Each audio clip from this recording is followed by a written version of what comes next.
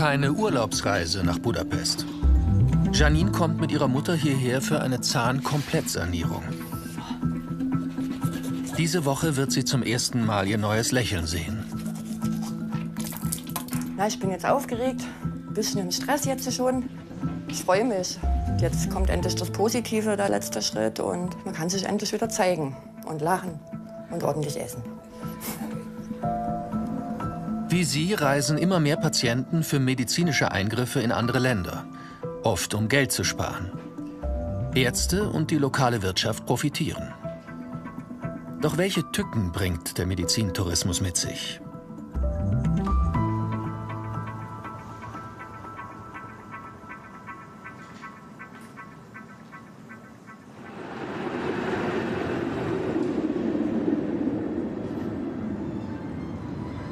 Der erste Abend. Das Lieblingslokal an der Donau kennen Janine und ihre Mutter schon von den letzten 4 Zahnreisen. Janine hat nur noch 12 eigene Zähne im Mund. Schmale Stümpfe, darüber 6 veraltete Kronen. Schon in jungen Jahren brechen ihr die Zähne einfach ab. Woran das liegt, kann man nicht sagen. Ich habe in Deutschland die Ärztin gefragt, die hat dann einfach wirklich gesagt, manche trifft es einfach scheiße. Da liegt es schon so in der Veranlagung. Und da kannst du auch machen, was du willst. Ich war zur Zahnbehandlung, gehe raus 5 Meter und mir bricht der Zahn weg. Zahnausfall, starke Schmerzen, Angst vorm Zahnarzt. Auch unter der Optik leidet Janine. Ich war ja bei vielen Zahnärzten. Also nicht so toll. Und na, beschämend. Also für mich, ich schäme mich ja dann einfach. Ne? Du denkst ja, du wirst doch mal angeguckt. Irgendwann fängst du an, dich in dein Schneckenhaus zurückzuziehen. Du kannst ja nicht mehr lachen, wo du denkst, die Leute um dich herum denken, warum lacht sie denn jetzt nicht? Damit sie wieder lachen kann, empfiehlt ihr ein Bekannter eine Klinik in Budapest. Viel günstiger als zu Hause. Er hatte damals gute Erfahrungen hier gemacht. Also wagt sie den Schritt. Janine gehört als Deutsche zur wichtigsten Zielgruppe im ungarischen Zahntourismus. Deshalb hat man sich hier auf sie spezialisiert. Dolmetscher habe ich mittlerweile 5 Deutsche hier kennengelernt. Der Dolmetscher ist am Anfang der Behandlung dabei. Danach gibt es ja nicht mehr zu viel zu reden, bei 2 Stunden Mund auf. Und der Arzt weiß schon die einzelnen Begriffe wie Kopfdrehen, Mund aufmachen. Und die kann er schon. Heute übersetzt Erwin. Er ist im Preis inbegriffen. Bereit, wir können reingehen. Die erste Anprobe ihrer neuen Zähne steht an. Vor einem Jahr hat die Behandlung begonnen. Trotz zusätzlicher Reisekosten geht Janine davon aus, dass es hier rund 1/3 billiger ist als in Deutschland. Dennoch viel Geld für sie. Wir haben das mit dem Kostenvorschlag gemacht. Das musste natürlich erst mal sacken lassen, kurz die Kosten. 20.500. Ja, die reine Zahnarztbehandlung. 20.500 Euro. Davon schießt die Kasse nur rund 3,5 für die Regelversorgung zu. Weder Janines 8 Implantate noch 12 Kronen aus Keramik zählen dazu. Die finanziert die Servicekraft über Kredite. Das Anprobieren der Kronen kann schmerzhaft sein. Janine hat aber panische Angst vor Betäubungsspritzen. Können Sie so aushalten, also nicht nur diese Betäubung? Janine soll Form und Farbe der Kronen auswählen. Okay, jetzt können Sie im Spiegel das angucken. Ist jetzt schon die Farbe drauf? Ja, ne? Irgendwelche Farbe? Nee, also anders. Nee, also heller auf keinen Fall mehr. Warum sind die tiefer? Es drückt und hier drüben halt, das merke ich, ne? Kann ich mal legen. Das passt ja noch nicht alles richtig und ich finde schon, dass man das hinterfragen muss, ne? Dass das dann das aufeinander beißen kann und essen kann. Ja, und dass die Schmerzen natürlich, der Druck weggeht wieder. Es kostet ja auch viel Geld und ja, und man muss ja dann ein paar Jahre damit leben. 1,5 Stunden später. Die Zähne werden jetzt auf Janines Wünsche angepasst, im hauseigenen Labor. Für Janine sind es nur ein paar Schritte ins Hotel. Es ist im selben Gebäude. Morgen kommen die neuen Zähne endgültig rein. Ihre größte Sorge? Dass es nicht passt oder rausfällt oder irgendwas dann doch nicht richtig sitzt oder es nicht optisch nicht schön ist vielleicht auch, ne?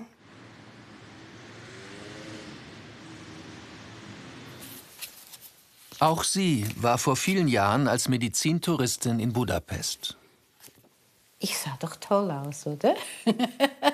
Hätte ich das mal gewusst in dem Alter, da war ich so unsicher. Ritas befreites Lachen, das ist ihr vor 13 Jahren vergangen. Sie hatte immer häufiger Schmerzen und brauchte Zahnersatz. Auch sie muss damals aufs Geld schauen und vergleicht.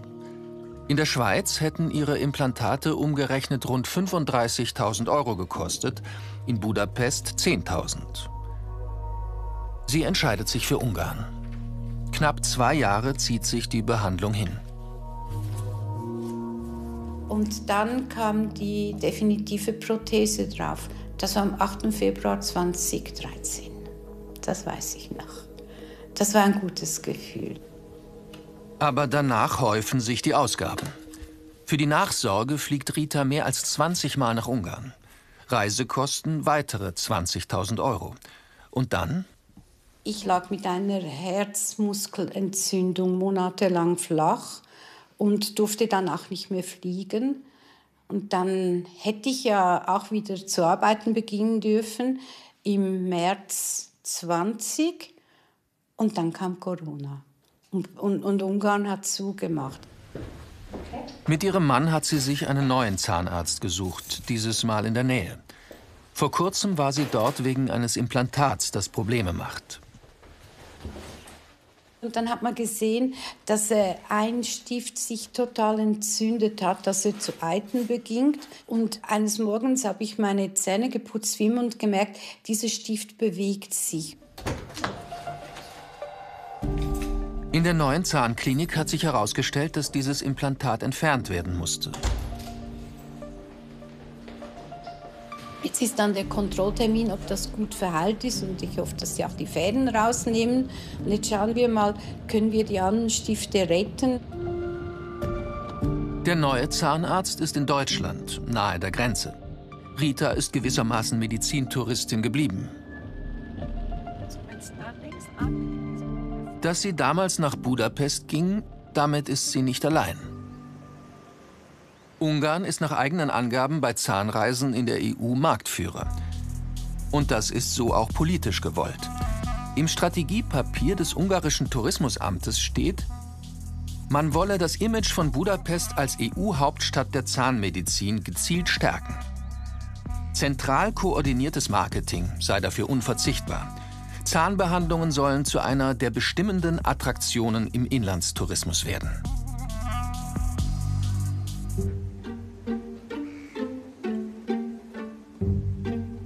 Rund 2 Stunden von Budapest entfernt.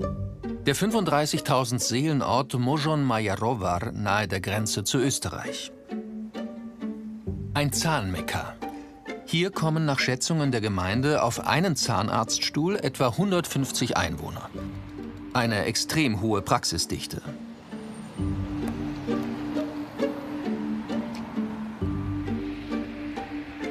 Mindestens jeder 10. Einwohner hier arbeitet direkt im Massenzahntourismus. Indirekt sind es noch viel mehr. Wie dieser Fahrer. Er chauffiert Patienten aus Österreich hierher. Schön. Alles gut für Sie und Wiedersehen bis zum nächsten Mal. Ja. Wiedersehen. Natürlich ist das gut für die Stadt, für alle, die hier arbeiten, für Restaurants, Hotels, die Gastronomie und insbesondere für die Zahnärzte. Alle hier profitieren davon, dass wegen des Zahntourismus so viele Ausländer herkommen. Die Ausländer sind Patienten und auch Kunden. 2023 fanden im Medizintourismus rund 1,4 Millionen Reisen nach Ungarn statt. Damit konnte die Tourismusbranche knapp 600 Millionen € einnehmen. Wie viel Geld die Gesundheitseinrichtungen daran verdienen, wird nicht erfasst. Die letzten Schätzungen lagen bei etwa 760 Millionen €.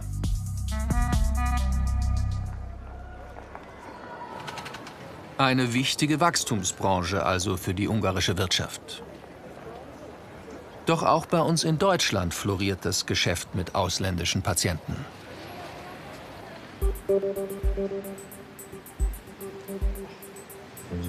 Von außerhalb der EU sind es vor allem Menschen aus dem arabischsprachigen Raum und aus den Nachfolgestaaten der Sowjetunion.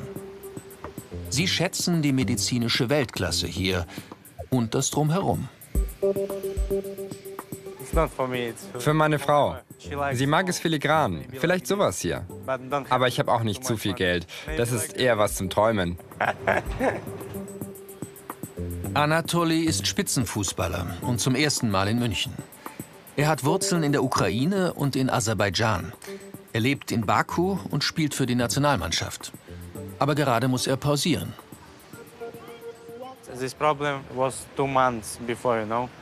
Das Problem kam vor 2 Monaten. Und nach einem Monat habe ich dann verstanden, das kann nicht sein, immer mit Schmerzen Fußball zu spielen. Ich habe mir Gedanken gemacht über meine Gesundheit. Ich hoffe, diese Operation wird mir zu einem normalen Leben verhelfen. Diagnose: Leistenbruch auf beiden Seiten.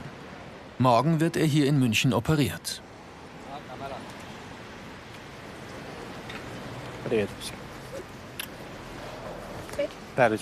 Ehefrau Evgenia war in einem anderen Geschäft unterwegs.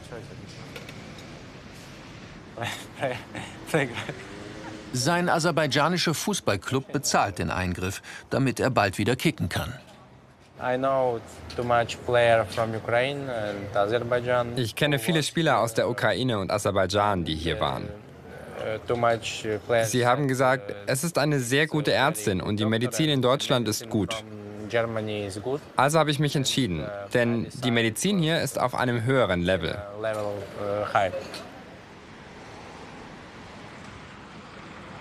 Der nächste Morgen in einer Privatklinik im Münchner Nordosten. 3 Stunden bis zur OP.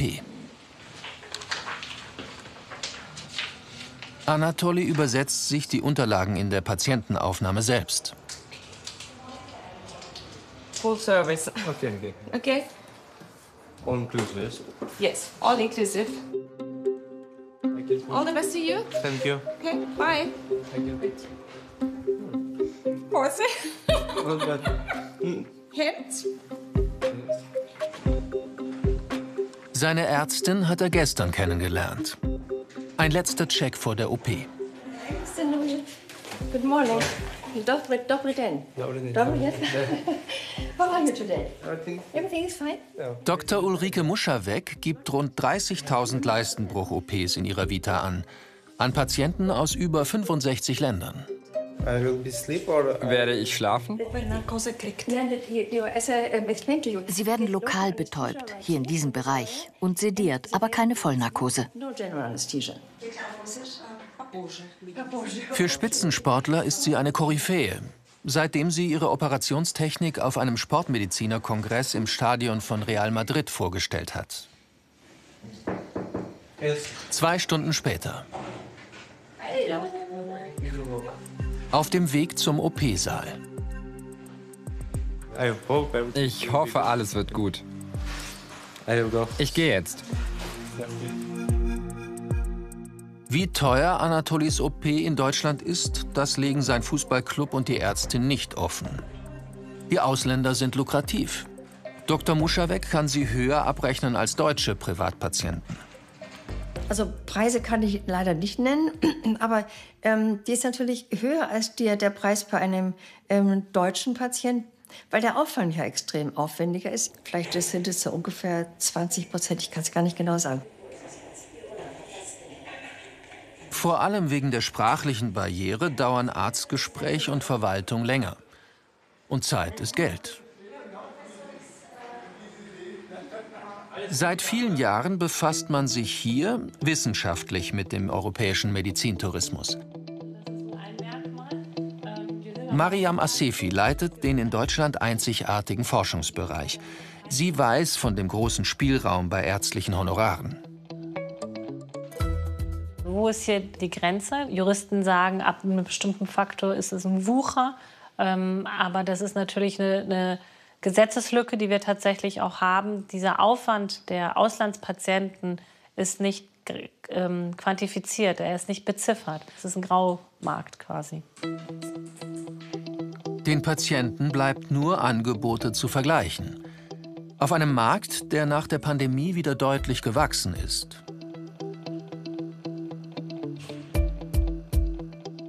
(2022) kamen etwa 180.000 ausländische Patienten für eine Behandlung nach Deutschland. Nach Schätzungen der Hochschule bescherten sie deutschen Kliniken rund 880 Millionen Euro. Die Hotspots für den Medizintourismus: München, Bonn und Berlin.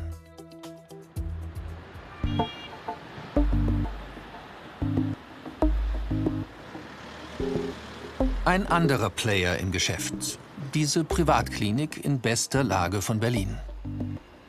Wie in vielen anderen Krankenhäusern managt man die Medizintouristen hier mit System, durch das hauseigene International Office. Das Luxusimage beginnt schon im Eingangsbereich.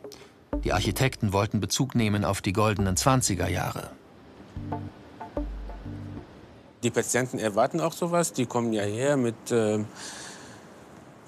riesen Erwartungshaltung, und wenn das nicht erfüllt wird oder wenn sie das nicht vorfinden, was sie sich da vorstellen, dann sind sie enttäuscht, und das versuchen wir zu vermeiden.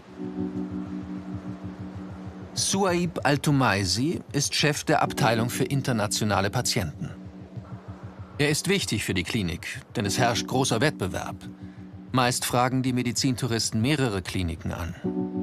Darum ist er rund um die Uhr erreichbar, erfüllt jeden Wunsch. Wenn die fragen, wo es gute Hotels gibt, gute Lokale gibt, und ob sie Dolmetscherleistungen brauchen. Wir haben unsere Kontakte mit verschiedenen Agenturen, die das machen können. Er vermittelt, ist Mann für alles. Termine koordinieren, bei Visafragen unterstützen, Unterlagen einholen. Okay, haben Sie ein CT oder MRT? Ich gehe davon aus, dass die Berichte nicht ausreichen. Okay. Suhaib wächst in Jordanien auf, lernt Deutsch und studiert in Deutschland Islamwissenschaften. Jetzt in seinem Job kann er beide Kulturen und Sprachen verbinden. Sein Büro. Russisch, Farsi und Arabisch beherrschen sie hier. Perfekt abgestimmt auf ihre Hauptkundschaft. Die Terminvergabe für ausländische Patienten geht hier sehr schnell. Ich will jetzt nicht sagen, halt eine Sonderbehandlung, aber das ist ein bisschen so unausgesprochen im Raum. Aber ich glaube, das erwarten Sie auch ein bisschen. Hohe Ansprüche an die teure Medizin made in Germany. Ist die also ein Produkt nur für Reiche? Also Sie haben Patienten, die tatsächlich als Privatzahler kommen und aus dem wohlhabenden Status kommen. Sie haben Patienten aber auch, die ihr Hab und Gut verkaufen und Spenden sammeln, um hierher zu kommen, weil sie keine Option im Heimatland haben. Gerade bei den Kinderbehandlungen haben sie viele Fonds oder Hilfsorganisationen, die dann diese Kosten übernehmen. Da kommen die Angehörigen mit nichts hierhin. Das ist so ein Klischee, dass es immer nur die Oligarchen oder die Scheichs sind. Das ist nicht so. Seit einem Monat betreut Suhaib diese Frau aus Angola. Nach einer komplexen OP an der Wirbelsäule. Sie möchte nicht erkannt werden. Ich war schon in anderen Kliniken. Nicht in Angola, sondern in anderen Ländern. Ich war in Barcelona, in Brasilien, in Portugal. Als ich meinen Fall geschildert habe, waren die Ärzte in den Kliniken nicht sehr vertrauenswürdig. Dieser Doktor hat meinen Fall gesehen und mir eine Behandlung vorgeschlagen. Ich habe ihm direkt vertraut und es hier machen lassen. Heute Physiotherapie und die letzte Visite des Arztes vor der Entlassung. Hier die Spannung behalten. Die Übersetzerin immer dabei. Im von Armut gezeichneten Angola gilt die medizinische Versorgung als schlecht. Wer das Geld hat, so etwas außerhalb von Angola zu machen, tut das. Wirbelsäulenspezialist und Klinikchef Professor Akbar hatte sie operiert.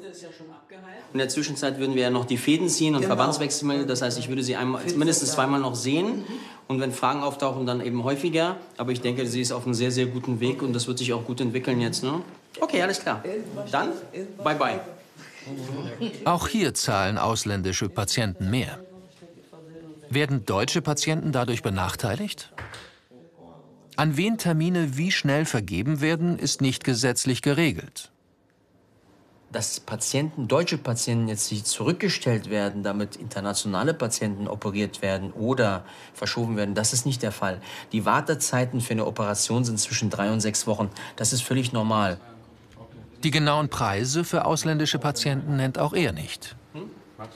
Ich rufe einfach an, wo ich hinkomme. Ich gucke, dass ich jetzt schnell fertig bin.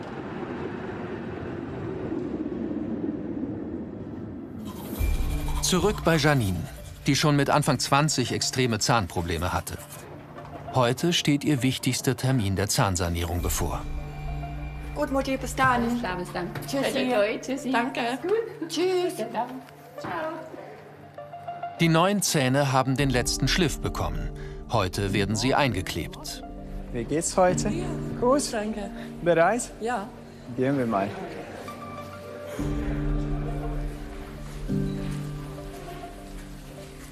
Hallo, hallo, schönen guten Tag. Bitte sehr.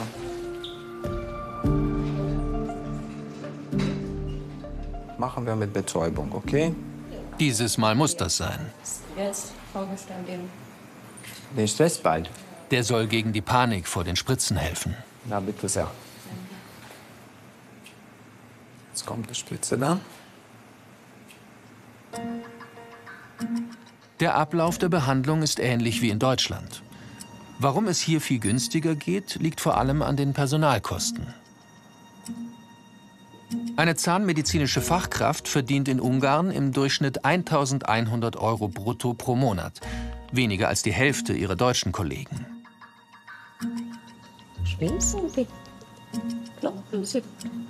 Angestellte Zahnärzte verdienen in Ungarn durchschnittlich umgerechnet rund 2.500 € brutto. Nur etwas mehr als ein Viertel des Durchschnittsverdienstes in Deutschland.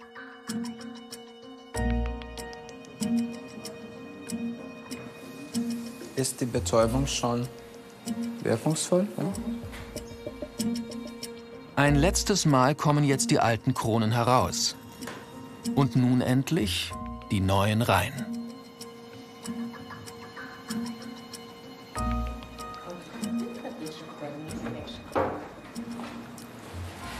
Gut.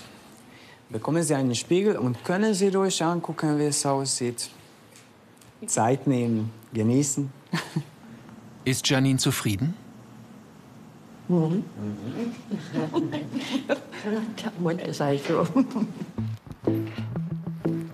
Vorm Einkleben ein letzter Check bei Tageslicht. Ja. Ungewohnt, einfach noch ungewohntes Gefühl.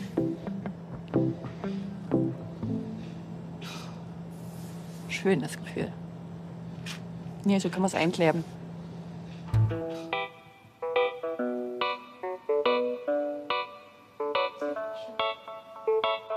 Hallo. Hallo. So, geschafft.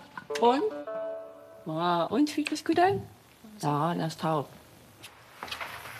Ich schon Freude, aber ich bin noch kaputt jetzt. Echt kaputt von der Behandlung. Ja. Zur Nachkontrolle will sie jährlich wiederkommen. Heute endet fürs Erste ihr Leidensweg.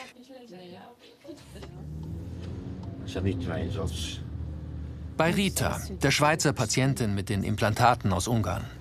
Nachdem sich eines stark entzündet hatte, werden jetzt auch die anderen Implantatstifte untersucht. Das Schlimmste, was jetzt passieren könnte, wäre, dass Sie sagen, okay, auch die anderen Stifte sind so weit befallen, dass sie nicht zu retten sind. Das wäre schlimm. Hier in Deutschland ist es immer noch günstiger als in der Schweiz. Dankeschön. Die gesetzliche Versicherung zahlt dort in der Regel keinerlei Zahnarztleistungen. In dieser Klinik behandelt man regelmäßig Patienten mit Zahnersatz aus Ungarn. Chefarzt Dr. Doro sieht diesen kritisch. Da gibt es sicher auch exzellente Zahnärzte. Es ist, glaube ich, die Struktur, dass mit der Reiseproblematik, das entsteht, dass man nicht so eine Vorberatung machen kann, nicht so eine Vorbehandlung, nicht so eine Nachsorge machen kann. Und viele Patienten hängen dann in der Luft, weil sie dann zum Beispiel in Ungarn eine große Versorgung bekommen haben. Und hier finden sie niemanden, der das richtig nachsorgen will oder kann. Und dann wird nichts gemacht und dann verschlechtert sich der Zustand. Rita hatte ihre Kontrolltermine sehr ernst genommen. Durch die Pandemie kam es dann aber zu einer Unterbrechung. Das ist das Schlimmste. Warum? Das Warten. Weil ich von Sekunde zu Sekunde mehr Panik bekomme, auf diesem Stuhl zu sitzen. Ich gehe nicht gerne zum Zahnarzt. Ich habe Angst. In welchem Zustand ihre ungarischen Zahnimplantate sind, wird sie gleich erfahren.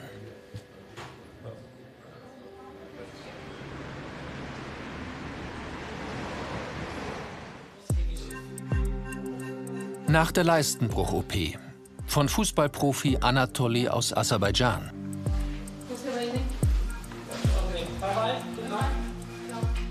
Operiert wurde im Dämmerschlaf. Nice dreams. Schön geträumt, ja. Didn't see nothing. Okay.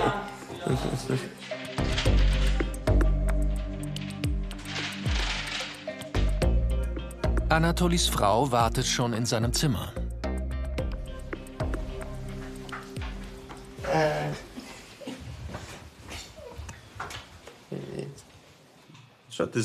Wie, du machst ein Selfie? Und, was haben die gesagt? Keine Ahnung, ich bin doch gerade erst aufgewacht. Visite der Operateurin. Hi, Mr. Nubilis. How are you? Wie geht es Ihnen? Ein bisschen müde? Haben Sie Schmerzen? Ja, ein bisschen. Ich zeige Ihnen, wo der Schmerz hauptsächlich sein wird. Heben Sie mal Ihr Hemd an. Der meiste Schmerz wird hier im Bereich der lokalen Betäubung sein. Genau hier und hier. Das ist normal. Das wird in 1 oder 2 Tagen weggehen. Und wenn ich mich okay fühle, kann ich nach Hause? Yes. Spasiba. Danke schön. Bitte schön. In 2 Wochen soll Anatoli wieder fit sein. Der Kontakt mit seiner Ärztin wird zu Hause in Aserbaidschan per E-Mail oder Handy laufen. Das Feedback ist ganz wichtig, wenn dann nach ein paar Tagen die Mail kommt, oder nach 14 Tagen hat ein Tor geschossen oder schmerzfrei, nach vielen Monaten Schmerzen vorher. Das ist schon ein tolles Feedback. Und das ist so wie ein Kick für mich. Noch kann Anatoli daran aber nicht denken. Ich möchte nur schlafen. Ich hatte ein bisschen Schmerzen, aber jetzt ist es gut.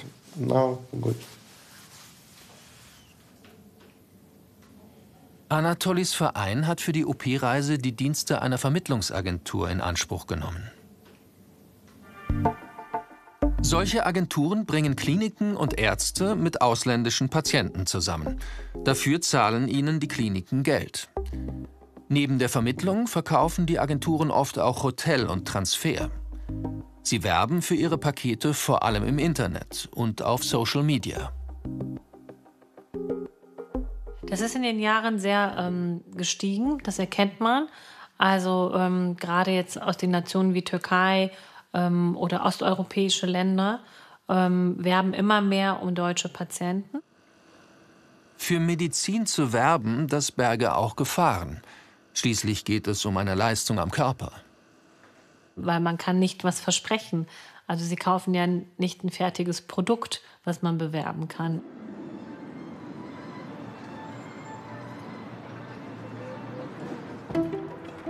Über eine solche Vermittlungsagentur ist er auf Zahnbehandlungen in Ungarn gestoßen. Klaus aus Baden-Württemberg. Hier sind wir. Hier ist der Eingang. Seine Frau begleitet ihn auf seiner ersten Zahnreise. Morgen beginnt die Behandlung. Ein Unterschied, das ist auch noch, jawohl. So, jetzt suchen wir mal 104. Jetzt gibt's Licht. Gut.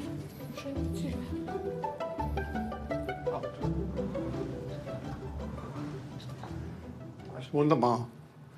Wie gesagt, klein und fein. Mit drin im Reisepaket nicht nur seine Implantate. Die Zentrale, das Büro in Stuttgart, organisiert das alles.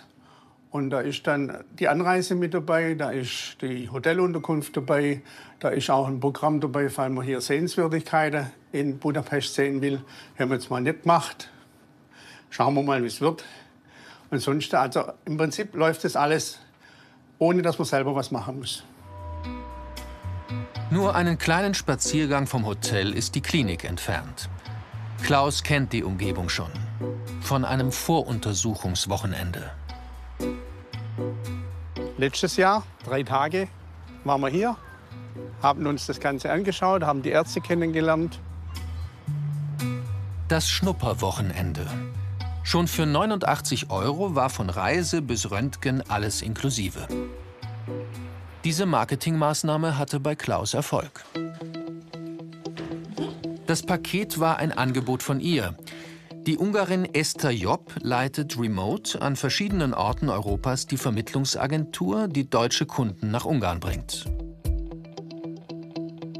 Von Mutmacherpaketen mit Hanföl zur Beruhigung bis hin zu YouTube-Videos gibt sie sich viel Mühe in der Vermarktung. Ich bin ein Dienstleistungsunternehmen, eine Marketingberatung, und ich berate den Kliniken und stelle einige Dienstleistungen hin, wo mich eigentlich die Klinik bezahlt. Heißt das, je mehr Patienten, desto mehr Geld für Sie? Nein, die Preise sind nicht kundenabhängig oder Anzahl kundenabhängig. Nein, das ist leistungsabhängig. Ein pauschales Honorar. In welcher Höhe, das verrät sie nicht. Trotzdem spart Klaus in Budapest im Vergleich zu Deutschland rund die Hälfte. Heute ist der erste Termin. Das ganze Team spricht Deutsch. Hier sind die geplanten Termine, also die Liste. Wunderbar. Ja? Alles klar. Zahnsanierung in 6 Tagen und 9 Terminen. Ja, volles Programm.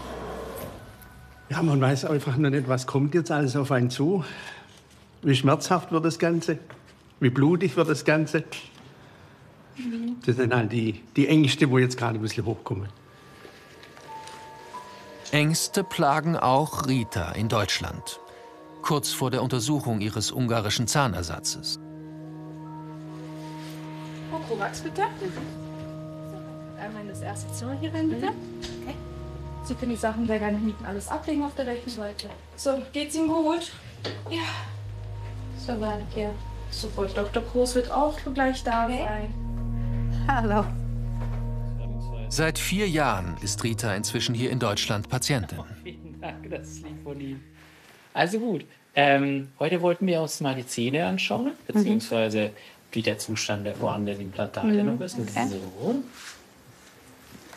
Dann schauen wir mal den Unterkiefer ein bisschen an, weil hier ist das Zahnfleisch um das Implantat auch schon entzündet. Das Implantat macht auch keinen guten Eindruck. Ein 3D-Röntgenbild wird gleich Aufschluss geben. Wie geht's? Hallo, schön. Mit Zahnersatz aus dem Ausland hat der Chef hier schon häufig negative Erfahrungen gemacht. Das sind große Implantatversorgungen, wo dann einfach zu schnell zu viele Implantate gesetzt werden und oft auch gesunde Zähne geopfert werden, weil man im Ausland sagt, man macht Tabula rasa, reißt alles raus, was rausgeht und setzt überall Implantate ein. Das ist einfach schade zu sehen. Da läuft es einem wirklich kalt den Rücken runter. Auch in Ungarn oder der Türkei gäbe es Fälle, bei denen gesunde Zähne geopfert wurden. Das ist einfach schon wirklich schlimm, was da an wirklich verantwortungslosen Behandlungen gemacht wird. Und das sind aber so geschickte Verkaufsmaschen, dass die Leute das dann oft machen lassen. So. Verantwortungslose Behandlungen? Geschickte Verkaufsmaschen? Rita hatte sich damals gut betreut gefühlt und hat nie an ihrem ungarischen Zahnersatz gezweifelt. Liegt hier ein Behandlungsfehler vor? Ob in Ungarn oder Deutschland, in jedem Land passieren Behandlungsfehler. Wie viele, das wird in Ungarn nicht erfasst, in Deutschland schon. Im Medizintourismus gilt generell das Recht des jeweiligen Landes, in dem der Eingriff durchgeführt wurde. Das Thema Behandlungsfehler und im Nachgang das einklagen zu wollen oder auch dokumentieren zu lassen, ist generell schwierig. Gerade im Ausland ist der Aufwand, glaube ich, doppelt oder mindestens dreimal so hoch. Sie haben halt teilweise keine Rechtshandhabe. Das bedeutet, aus deutscher Sicht kann man da gar nicht aktiv sein in dem Sinne und müsste dann vor Ort sich jeweilige Unterstützung holen. Und das trifft dann natürlich schon auf organisatorische Herausforderungen, allein in der Administration, die Sprache. Man kennt die Gesetzeslage nicht, man kennt seine Rechte nicht. Daher reisen die Patientinnen. Ihr Lösungsvorschlag? Ein internationales Qualitätssiegel für den Medizintourismus. Nur Länder, die sich per Gesetz zu internationalen Standards verpflichten, hätten Anspruch darauf.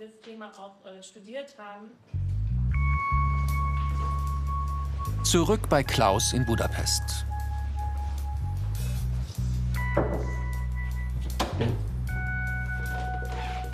Übermorgen sollen seine kaputten Zähne gezogen werden. Heute prüft Chefarzt Dr. Ovary unter den Kronen, wie viele das sind. Jetzt müssen wir einige Kronen entfernen. Ja. Einige oder alle? Einige, nicht alle, fast alle. Aber alle. Okay. Einige werden mit den Zähnen entfernt. Es werden ja auch einige Zähne entfernt bei Ihnen. Noch hat Klaus 18 eigene Zähne. Bei der Voruntersuchung letztes Jahr hat man ihm zu 7 Implantaten geraten. Ob es dabei bleibt, zeigt ein Blick unter die Kronen.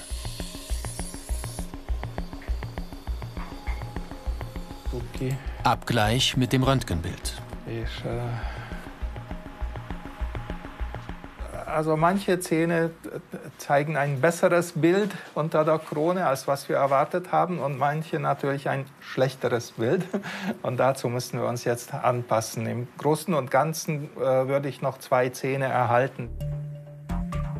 Bedeutet aber immer noch, Dr. Ovary will ihm 7 Zähne ziehen. Was hält er von der Kritik aus Deutschland? Es würden in Ungarn zu viele gesunde Zähne geopfert.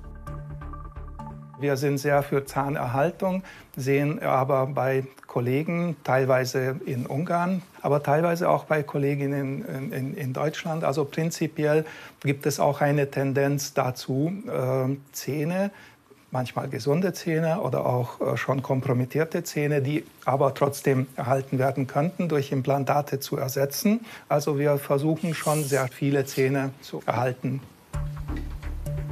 Bei Zahnärzten gelten in der EU vergleichbare Ausbildungsstandards.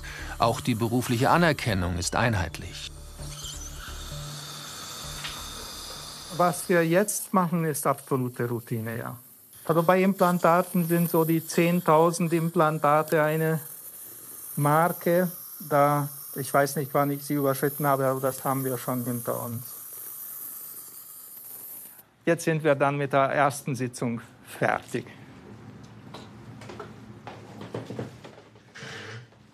Klaus vertraut dem Zahnarzt, dass die Zähne raus müssen, und wird die OP antreten. Gleichzeitig wird Klaus' Frau hier etwas machen lassen, ein Bleaching. Dr. Doro, der Zahnarzt aus Deutschland, wirft ungarischen Kliniken auch vor, Begleitpersonen zu Behandlungen zu überreden. Das passt mir überhaupt nicht. Also, weil es ist eine andere Geschichte, wenn Sie sich gut bei uns fühlen und eine Behandlung oder eine Sanierung bei uns machen lassen möchten. Aber überreden sicherlich auch auf keinen Fall. 2 Tage später, auf dem Weg zur großen OP. Zähne raus, Implantate rein. Erster Stopp, bitte. Erster Stopp. Erster Stopp. Gut. Danke. Okay, ich bleib da runter. Ja, oder gehst du mit Nuff?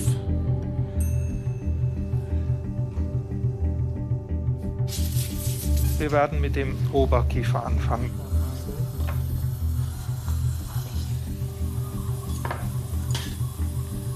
20 Minuten später.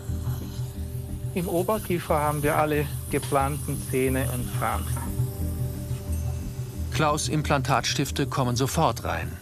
Auch in Deutschland bei gesundem Kiefer keine ungewöhnliche Methode. Noch eine Behandlung überstanden. Ja. Nach fast 2 Stunden OP. Erleichtert. 7.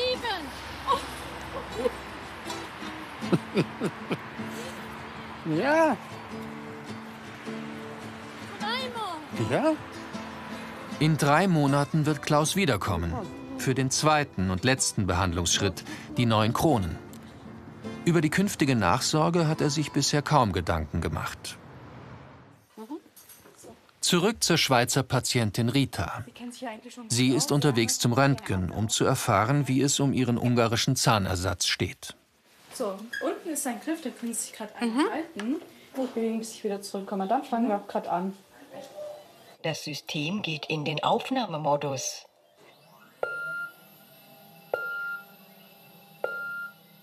Aufnahmevorgang beendet. Außer in Notfällen sind deutsche Kliniken nicht verpflichtet, Zahnersatz aus dem Ausland nachzubessern. Der Chefarzt hier sieht darin ein Problem für die Patienten. Die werden dann im Ausland verpfuscht und danach wollen einmal deutsche Zahnärzte damit nichts zu tun haben, weil sie sagen, das will ich mir nicht ans Bein binden. Das soll der Kollege im Ausland auch wieder richten, was er kaputt gemacht hat. Und zum anderen entstehen da oft so schwierige Situationen, die für einen normalen Zahnarzt gar nicht zu handeln sind. Jetzt gerade in dem Fall auch sind da so riesige Krater im Knochen drin, die entstanden sind, die man ganz, ganz schwer nur aufbauen kann.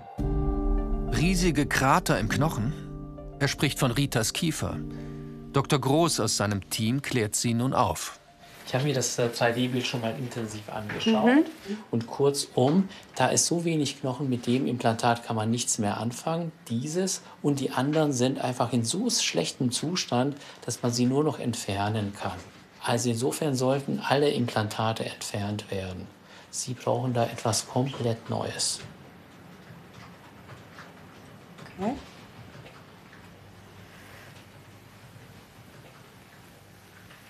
Neue Implantate dann, oder? Wir würden von vorne noch mal anfangen müssen. Wer hat Schuld daran?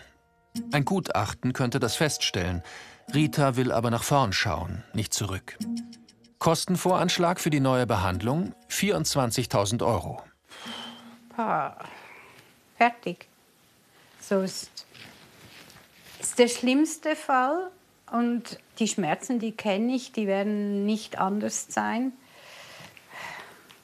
Wie finanziere ich das? Vielleicht noch so ein Thema. Ja, ich hätte mir gewünscht, dass es weniger desaströs ist. Ja. Ob das auf einen Behandlungsfehler zurückzuführen ist, wird ohne Gutachten unklar bleiben. Wir können gehen. Rita will jedenfalls für künftige medizinische Behandlungen wohnortnahe Ärzte aufsuchen. Okay. Auf Wiedersehen. Auch wenn ihr Fall nicht eindeutig ist. Er zeigt, dass die weite Reise zum Arzt langfristig teuer werden kann.